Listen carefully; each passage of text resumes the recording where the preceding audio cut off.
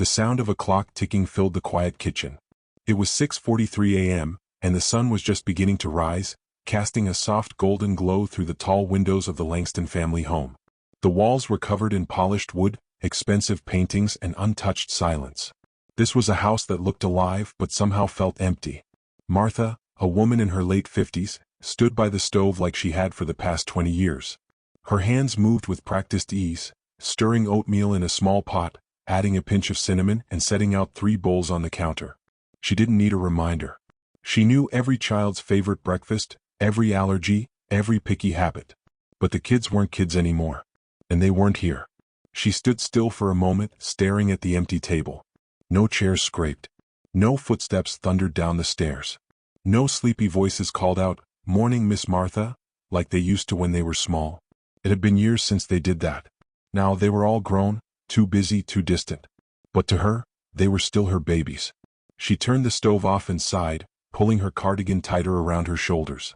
Her fingers were rough, worn from years of folding clothes, cleaning spills, tying shoelaces, and wiping away tears that weren't even her own. She didn't complain. Because for Martha, this job had never been just about work.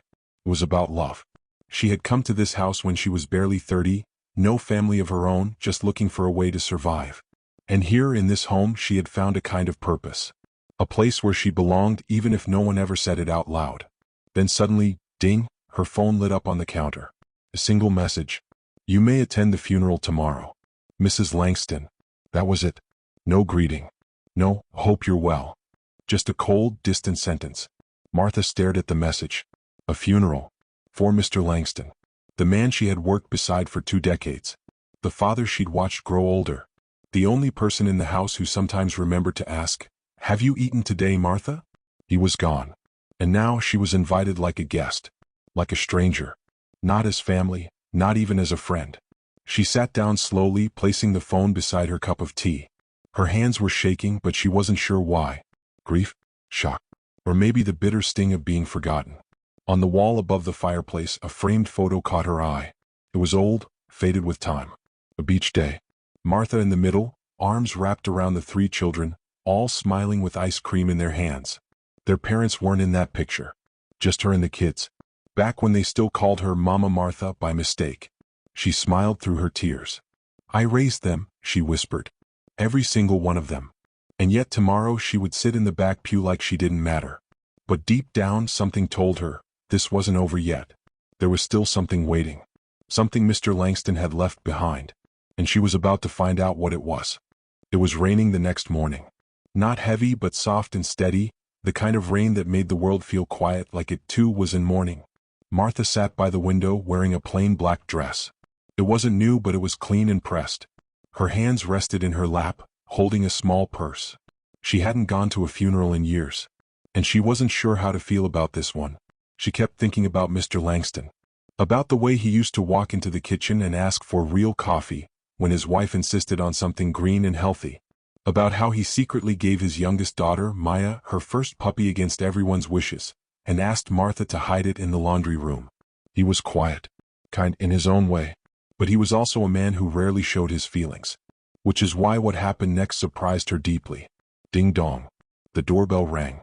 Martha walked slowly to the door and opened it. A delivery man stood there holding a medium-sized brown package. "Are you Martha Taylor?" he asked. "Yes," she said, confused. He nodded. "This is for you. No sender. Just says to hand it to you directly."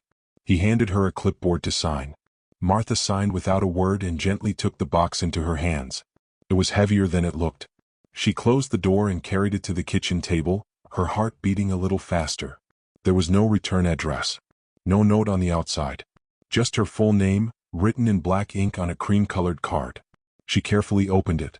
Inside was something unexpected. A beautiful wooden box, polished and sealed with a golden clasp. It looked old but well cared for. She slowly opened it. At the top was a letter neatly folded. Her hands trembled. To Martha. The woman who gave more to my children than I ever could. Robert Langston. Her breath caught in her throat. Inside the box, underneath the letter, was a small velvet pouch, a photo album, and a legal envelope marked "Confidential, to be opened after my passing." Martha sat down slowly. For the first time in years she felt seen. Not as a maid. not as the help, but as someone who mattered. She held the letter close to her chest, her eyes welling with tears again. Whatever was in that envelope, it wasn't just meant for her. It was going to change everything. The church was grand. Tall white pillars stood like guards outside the entrance, and stained glass windows glowed in soft colors as the rain slowed to a drizzle. Black cars lined the street. People were dressed in suits and black dresses, umbrellas in hand, quietly greeting one another. Martha stepped out of the car and stood still for a moment. She clutched her purse, the sealed envelope from Mr. Langston still tucked inside. Her eyes scanned the crowd from afar. The Langston children, now all adults, stood together at the front. David, the eldest, with his cold, sharp eyes. Then Claire, tall and silent, looking like her mother. And finally Maya, the youngest, arms crossed, not speaking much. They hadn't seen her yet. She walked slowly up the steps. Every step felt heavier than the last. By the time she reached the top, her heart was pounding. She tried to smile as she approached them, but they didn't smile back. David looked at her, surprised, and then like she didn't belong. "Oh, you came," he said flatly. Martha nodded gently. "Yes. I wanted to pay my respects." Claire stepped closer. "There's a seat in the back," she said, not unkindly, but not warmly either. Martha felt her stomach drop. "No, thank you for coming." "No, it's good to see you. Just cold distance." Maya, the one who used to follow her around the house and hold her hand when she was scared of storms, wouldn't even meet her eyes. "I understand," Martha whispered, backing away slowly. She walked to the back of the church alone. The piano started playing softly as people took their seats. Martha sat quietly in the last row, her black coat wrapped tightly around her shoulders. She looked at the family in front, her family in a way. The children she had bathed, fed, comforted, and raised. Now adults standing together like strangers to her. Tears threatened to rise again. But she blinked them back. She opened her purse and gently touched the envelope from Mr. Langston. She didn't belong in the front row, but maybe, just maybe, she held something in her hands that would remind them who she truly was. The church had fallen silent. The air was heavy as the priest began to speak, his deep voice echoing gently through the room. People bowed their heads. Some cried quietly. Others sat stiffly, holding back emotion. At the front, a large photo of Mr. Langston sat on an easel. He looked proud, strong, just as Martha remembered him. Martha sat at the very back, her hands folded, the envelope still hidden in her purse. But her mind wasn't focused on the priest's words. Her heart kept going back to the letter. To Martha, the woman who gave more to my children than I ever could. She couldn't stop thinking about it. No one in the room knew what he had left her. Not even his wife. Not even David. Then the priest paused. Before his passing, he said, Mr. Langston requested one final letter to be read aloud. His personal message written by hand to those he left behind. There was a soft gasp across the room. Whispers. The children looked confused. Even Mrs. Langston shifted in her seat. A young man stepped up to the microphone. He held a folded piece of paper. He began to read. "If you're hearing this, I am gone.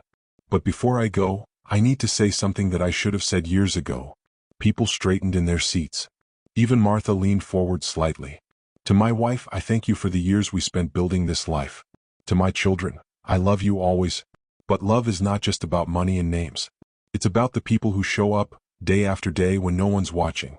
The ones who love you when you're crying, when you're sick, when you fail." Martha felt her chest tighten. Martha Taylor is one of those people. She's not just a maid. She's not the help. She is the reason my children grew up in a home full of kindness. She's the one who gave up her life for ours. The room was frozen. So if you forget her name, remember this. Without Martha, none of you would be who you are. Silence. Every head turned slowly toward the back pew. Martha looked up. Her eyes were wide with shock, her hand over her heart. She had not expected that. Mrs. Langston's lips tightened. David looked away. Maya, for the first time, looked at her, really looked at her. Her eyes were red. The man finished the letter, folded it, and stepped down. No one moved for several seconds. Then quietly Martha stood and walked out of the church. She couldn't sit there anymore. Not after that. Her heart was too full. Her hands were shaking. She stepped outside into the soft light. The rain had stopped. The sky was clear. She had come as a stranger. But now, everyone knew the truth. Martha sat in the small kitchen of her apartment later that night. The walls were quiet. No voices. No footsteps. No laughter like the Langston house used to have. She placed the envelope on the table just as Mr. Langston had written on it. To be opened after my passing. Her hands were still trembling. She had heard his words in the church.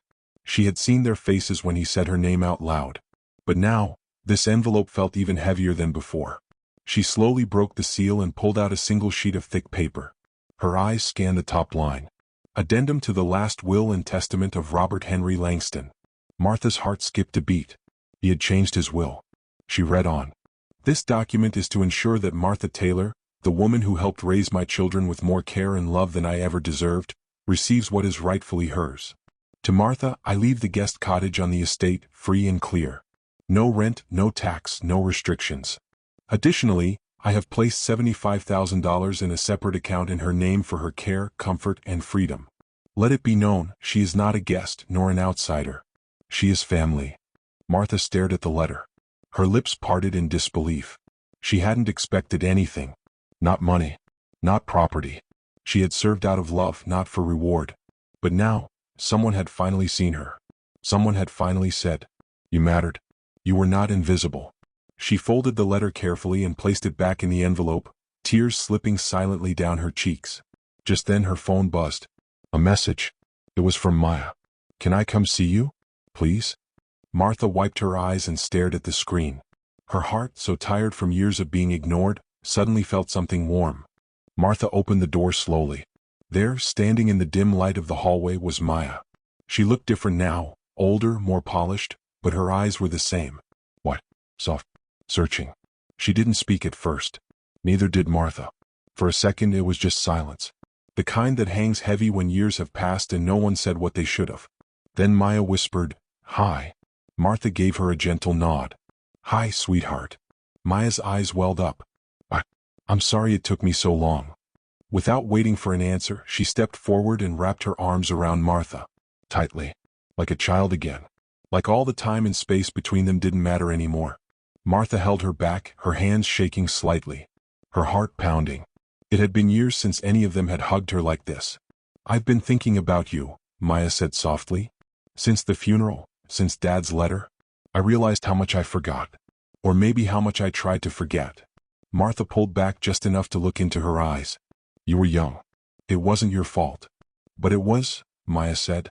"We all knew you were there. We just didn't know how to say thank you." Martha smiled, bittersweet. "You just did." They sat together on the couch, Maya still wiping away quiet tears. She looked around the small apartment, clean but simple. Not even a photo on the wall. No signs of family. "Do you still bake those lemon cookies?" Maya asked suddenly, smiling. Martha chuckled. "Only on special days." "Well, maybe we could bake some today," Maya whispered, her voice cracking. "You always made them when I was sad." Martha stood and headed to the kitchen. "Then let's make a batch. I think we both could use something sweet." As the oven warmed and the scent of lemons filled the air, the two sat in the small kitchen, side by side. It wasn't the Langston mansion. It wasn't the front pew of a fancy church. But here, in this quiet kitchen, she finally felt like someone's mother again. The smell of fresh lemon cookies floated through the apartment, soft and warm, just like the memories. Martha stood by the stove, carefully placing golden cookies on a plate. Maya sat at the table, watching her with a small smile, her eyes still a little red from crying. "You always used to hum that same tune when you baked," Maya said softly.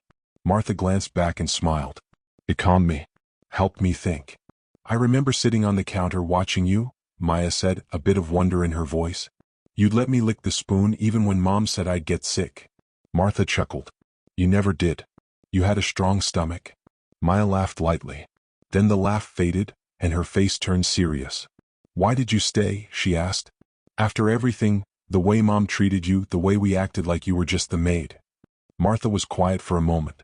Then she sat down beside Maya. "I stayed because I loved you. All of you," she said gently. "I knew I wasn't your real mother. But when I looked at you and your brothers, I didn't see strangers. I saw kids who needed love. So I gave it." "But didn't it hurt?" Maya asked. "Being invisible?" Martha nodded slowly. "Sometimes, yes. But love doesn't always come with applause. I wasn't there for praise. I was there because I cared." Maya blinked, clearly fighting back tears again. "I don't deserve your kindness." "You were a child," Martha whispered. "Children don't owe adults anything." Adults owe children love. And I gave it. That was enough. Maya leaned into her, resting her head on Martha's shoulder. They sat like that for a while, no words needed. Then Maya pulled a small envelope from her bag and handed it to Martha. "What's this?" Martha asked. "Dad's lawyer gave it to me," Maya said. "He said Dad left one final note, just for you." Martha slowly opened the envelope and unfolded the paper inside. There were only a few lines written in Mr. Langston's old handwriting. "If anyone deserves to be remembered, it's you. You raised them when I couldn't. You stayed when others left. I only wish I'd said this while I was still alive. You were never just the maid, Martha. You were the heart of our home." Martha held the letter to her chest, her eyes full of tears. For the first time in a long while, she felt seen. The next day, Martha opened her door to someone she didn't expect to see, James, the eldest of the Langston children. He stood tall in a sharp black suit, holding his phone tightly like it was the only thing keeping him steady. Martha raised her eyebrows. "James?" He nodded, eyes down. I know I'm probably the last person you want to see." She stepped aside without a word, and he entered, looking uncomfortable in the small, cozy apartment that felt a world away from the mansion he grew up in. "I don't know how to start," he said, standing awkwardly in the center of the room. Martha simply replied, "The truth usually works." James took a deep breath. "I was angry after Dad died. Not because of his will or the funeral or what he said about you. I was angry at myself." He finally looked her in the eye. "I was 13 when you taught me how to tie a tie. I was 16 when you sat up with me all night before my college exam. I never said thank you." Martha's face softened, but she remained quiet. "I let Mom talk about you like you were nothing," he continued. "I didn't defend you. I didn't protect you. You deserved better." She gestured for him to sit. "You did." He went on. "Maya told me about the will. About the money. The cottage. Everything. I don't care about any of it. I just wanted to see you. To say I'm sorry." Martha finally spoke, her voice gentle. "You were kids. I don't hold your silence against you. It was the adults who failed to teach you better." James shook his head.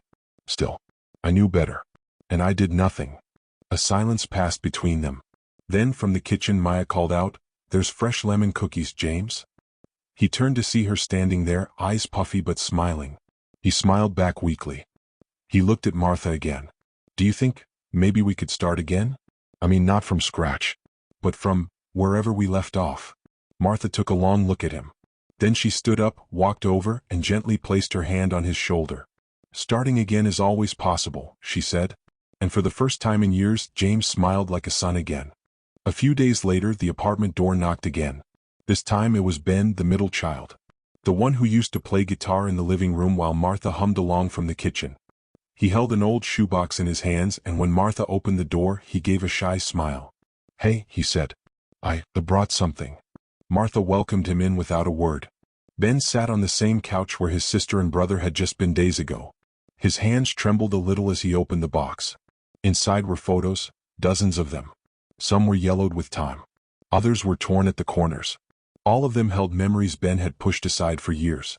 "I found these in the attic," he said. "Most of them had you in them. You weren't just in the background. You were always there, bandaging scraped knees, helping with homework, holding us when we cried." Martha picked up one photo. It showed a much younger Ben sitting on her lap, his arms wrapped tightly around her neck. He couldn't have been older than 6. "You loved us like your own," Ben said, his voice barely above a whisper. "And we treated you like staff." "You were children," Martha repeated as she had before. "But it still means a lot to hear you say this." Ben wiped his eyes and nodded. "You were our mom in every way that mattered. I just wish we had seen it sooner." Martha gently placed the photo back in the box. "You're seeing it now," she said softly. As they sipped tea and looked through the old pictures, there was a knock again. This time it was Lily, the youngest. She stood in the doorway holding a bouquet of wildflowers, her eyes wet with guilt and hope. "I don't want to be left behind," she said. "Can I come in?" Martha smiled. "Of course, dear. There's always room." And just like that, her family, once lost in silence and pride, came home one by one, not for an inheritance but for forgiveness. A few months had passed. The seasons changed, and so did the feeling inside Martha's once quiet apartment. Laughter now echoed in the halls. The smell of baked cookies, fresh flowers, and home-cooked meals filled the air once more. It was Martha's birthday. But this year, she wasn't alone. Maya, James, Ben, and Lily had all gathered in her small living room. The table was full of homemade dishes, candles, and a simple chocolate cake with pink icing. "Make a wish, Martha." Lily giggled. Martha smiled gently, closing her eyes. In that moment she didn't wish for money, or for the years she lost, or even for an apology. She simply wished for this, a room full of love and the sound of her children around her. She blew out the candles and everyone clapped. Then James stood up, clearing his throat. "We have something for you," he said. He walked over with a gift box wrapped in blue paper. Martha opened it slowly, revealing a small golden frame. Inside was a photo, the very same one from years ago, Martha holding baby Maya in her arms, smiling. Beneath it, a handwritten note read, "To the woman who gave us everything. You were never just the maid. You were, and always will be, our mother." Martha's hands trembled as she held the frame close to her heart. Her eyes filled with tears, but her face glowed with peace. They didn't come back for money. They didn't come back out of guilt. They came back because love, real love, can never be erased. Not by time. Not by silence. Not even by death.